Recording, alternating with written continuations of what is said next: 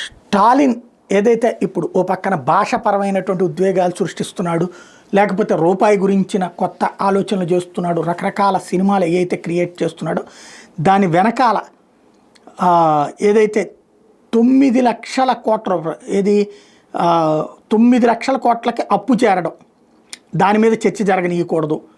అట్లాగే మరొక వైపున 1000 కోట్ల రూపాయలు కిక్ బ్యాక్స్కి సంబంధించి టీఏఎస్ఎంఏసి లిక్కర్ సేల్స్కి సంబంధించినటువంటి కుంభకోణం జరిగింది.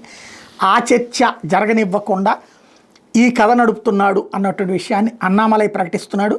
అట్లాగే ఏఎంఎంకే లీడర్ టీటీవీ దినకరన్ చెప్పేది ఏంటంటే, ఏదైతే 100 మంది పబ్లిక్ నేను వెళ్ళి కలిశానో 85 మంది 3 భాషలు కావాలంటున్నారు. అదే సందర్భంలో అన్నాదొరై ఏదైతే వీళ్ళకి హెడ్ ఉన్నాడో ఒకప్పుడు, ఆ అన్నాదొరై కూడా 3 భాషలు కావాలని కోరుకున్నాడు తమిళనాడుకి అన్నటువంటి విషయాన్ని గుర్తు చేస్తున్నాడు.